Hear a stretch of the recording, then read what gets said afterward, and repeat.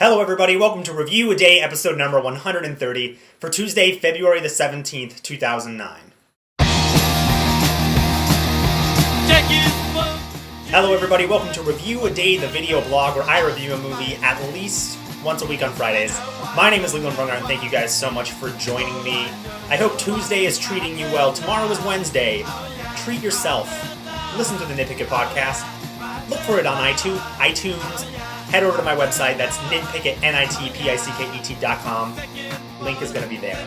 I remembered this time. Depending on where you're looking at it, it could be also over here if you're on the homepage of my YouTube page. Sunday is my birthday, and so all this week I am reviewing a number of my favorite films that I've really been putting off reviewing because I'm going to gush about them. So all this week I'll be reviewing new films. I'll probably have a review up of a new film on Friday or Saturday.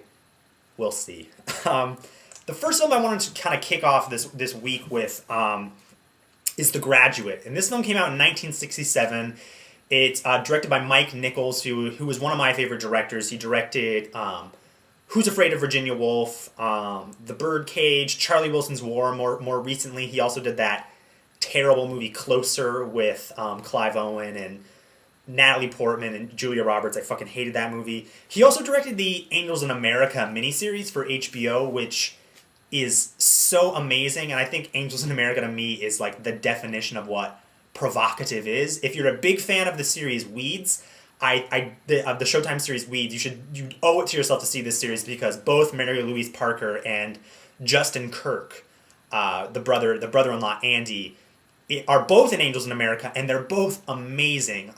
If you want to see Justin Kirk's acting range, which is pretty astounding, see Angels in America, because I really, really love it.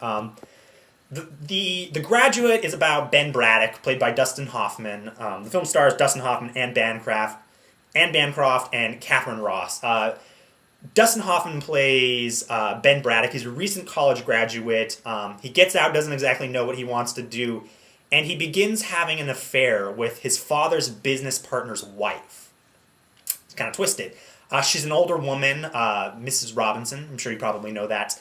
And he ends up having an affair with this older woman. And then the two families, their close families, keep setting Ben Braddock up, Dustin Hoffman, with Catherine Russell's character, who is the daughter, the daughter of the woman he's having an affair with. And he starts falling in love with her.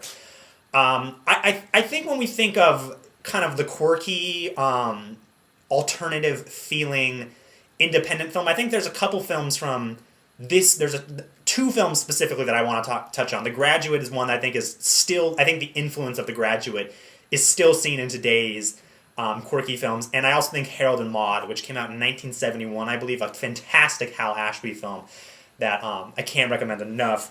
And I mean, the influence of The Graduate is still seen in so many things. I mean, when I saw Garden State, I was like, there are things in Garden State that are so close to The Graduate that it's hard for me to like Garden State as much as I do. You can also see it in just about every Wes Anderson movie. Wes Anderson definitely mocks more towards Hal Ashby's kind of 90-degree style, but the music in The Graduate is fantastic. It's mostly done by Simon and Garfunkel. I believe they did it all. Don't quote me on that. But absolutely fantastic. The opening sequence of this movie is Dustin Hoffman riding on a moving sidewalk in an airport, and the Sound of Silence by Simon and Garfunkel is playing.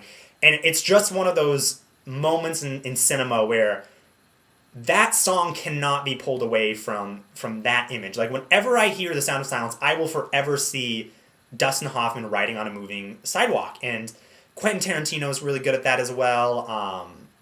So is the guy that did Snatch, and I can't remember his name right now. Guy Ritchie, he's really great at it. There are so many iconic moments in this film. The leg with the stocking and Dustin Hoffman standing behind it. Dustin Hoffman is phenomenal in this film. He's very, very young. But he's still Dustin Hoffman, and he does a really great, awkward, layered performance that I think it's one of the reasons Dustin Hoffman is absolutely one of my favorite actors, is because of this film. The end of this film, the ending sequence is pretty exciting, I think, when the entire sequence in the wedding. I love it. It's exhilarating. And the final shot of this movie is one of my favorites. It's up there with Knights of Cabiria, which I reviewed way back when. And they're very kind of similar, where it's the film says so much by just the look on someone's face. Like, the look on someone's face completely changes the tone to the ending of this film, and it's astounding. I love The Graduate. I've seen this movie more times than I can count. I give The Graduate a 5 out of 5. It's like a number 150 in the IMDb Top 250, so see this movie and give it a 10 out of 10, because it definitely deserves to be much higher than that, though I don't even like the IMDb Top 10.